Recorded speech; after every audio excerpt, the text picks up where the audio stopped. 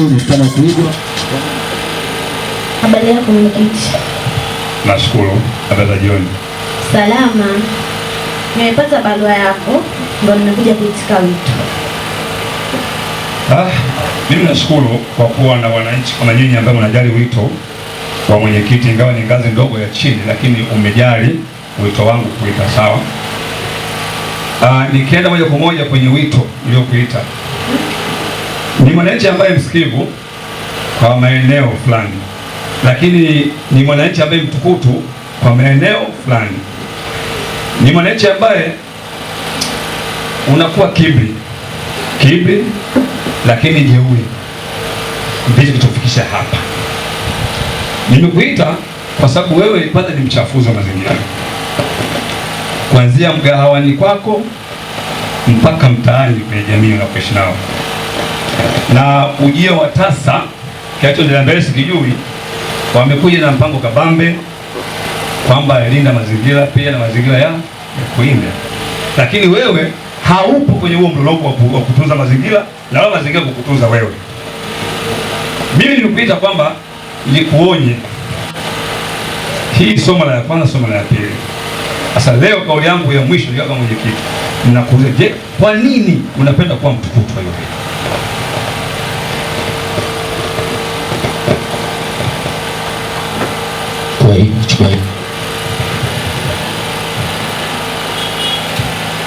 Kwa nini?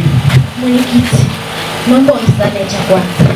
Alafu haya mambo mbona yanazungumzika tu mwenyekiti?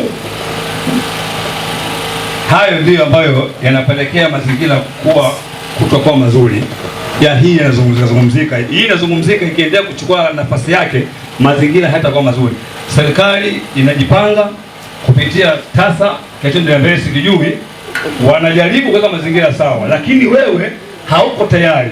Hapana mwenyekiti, naomba unisamehe sana. Halafu wewe mwenyewe unajua niko busy sana pale kazini. Si unaona unavyokuja unanikuta nimeshika hiki. Nitajaribu kutafuta hata wafanyakazi watatu wanisaidie mwenyekiti, na kuomba usinifikishe kama yote ilikuwa. Na kuomba mwenyekiti. Sawa. Kwa sababu gani? Nimekuja wala kwanza mgani kwako, nimekuta vyombo vipo kahwi, yani vitu vimeondoka. Sahani unayotumia sio sahani nzuri, yani imeondoka kupita maelezo. Nikashindwa kula ule ugali kwa sababu kama sahani kwenye utoto. Je, ndani kwako unapoishi kukoje mwenyekiti? Ndio maana nimekuomba ili swala lizungumzika. Sasa ngoja kwanza, hapa kuna 10,000 hapa. Sikiliza. Mimi kwa sababu naona mwenyekiti ni mtu wa mwisho na ni mdogo, si ndio? Mimi nalinyanyua ile. Hapana mwenyekiti, kwa sababu haujajali ile maelekezo ya TASA. Nisikilize. Kwa sababu haujajali maelekezo ya TASA, si ndio? Ambao wamekuja kuweka mkakati tuseme kauli mbiu ya tunza mazingira kutunze. Mimi nanyanyua inapeleka sehemu nyingine. Naelewa mwenyekiti, naomba tafadhali unisikilize. Ngoja nikupeka 10,000 hapa kata kusaidia kwa leo. Sawa mwenyekiti? Ila naomba hili swala lifike sehemu yoyote na mimi nitajirekebisha kutokana na makosa. Mwenyekiti. Hayo ndio yanayobomoa. Yaani hayo ndio yanayobomoa. Kwa sababu haiwezekani wewe unakuja ukiwa uko yani hivyo. Sasa na kwa hiyo tatizo dogo inakuwa ni shida. Karibu.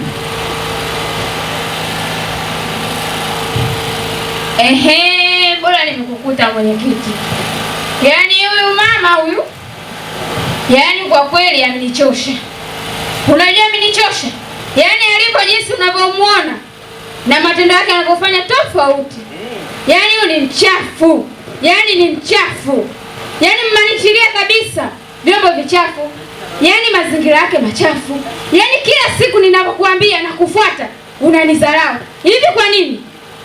Au kwa sababu nakuwa mimi ni mgambo alafu mtoto wa kike? Hapana dada. Kwa nini? Mgambo wangu ni kuhakikishia kitu kimoja. Hapa jambo limeisha. Kwa mwananchi huyu ni msikivu. Kupitia mwenyekiti na uongozi wa TASA katika mbele kijumbi, naamini mimi nitalifuatilia zoezi na atakuwa ni mwananchi ambaye muelewa. Yaani hapo mwenyekiti. Yaani linaishaje jambo hili na wakati huyu mama ndo bado yaani mazingira yake nimeona mazingira ni machafu kabisa. Alafu unaniambia kwamba swala hili linaisha nini? mwenyekiti. Mimi sio mwenyekiti. Yaani sikuelewi. Ile ule mgao wake. Yaani sijakuelewa unamaanisha nini mwenyekiti? Mgao wangu mimi ni mzazi. Namtetea na wakati jana tuliongea kabisa kwamba ili swala leo tunakuja kulimaliza. Au kuna kitu chochote kinachoendelea? Zaidi ya uzazi hamna. Mimi ni mzazi tu. Mwenyekiti, yani nakuona kabisa, yani wewe ndio unaweka unakuwa chachu cha. Yani chachu cha kwa huyu mama hawezi kufanya mazingira mazuri. Yani huyu mama anakuwa na mazingira yake ni machafu na hayalizishi kabisa. Mama, kwa kwa wote mko kwangu hapa. Mimi nawacha nyumba hii. Mwende kugombana. Mimi nikuelekeza unapanda juu. Sasa kama unapanda juu, maana naye wewe. Yaani mwenyekiti, kwa kweli mimi naona kabisa, yani hiki cheo hiki kwa kweli hakikupendezi kabisa. Yaani ili swala hili lazima nilipeleke ngazi ya juu. Yaani kwa sababu anahatarisha afya za watu. Haiwezekani vyombo avioshi, akipika, yani mazingira ya ruhusu kabisa. Alafu yani linaishaje ile swala? Mama, wewe nenda. Mimi nalimaliza nitakwisha na hutapata shida yote. Mama, nikuruhusu kitu kimoja, wewe nyumbani ila karekebishe sehemu uliyokosea. Ili usiwe katika tena kuja nyumbani kwangu hapa, sawa? Nashukuru mwenyekiti.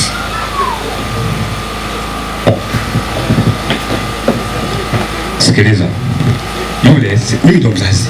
Hii jambo litaisha. Mgambo wangu unaweza kuomba kuwa na amani na mwenyekiti wako. Yule wacha nikajirekebishe. Kwa sababu kama na watoto wengi tunawazana na wanakosea, sembuse yule atajirekebisha kitu kitakaa sawa. Niamini mimi mwenyekiti wako. Lakini afya za watu mwenyekiti. Ndio. Yaani tunazingatia afya za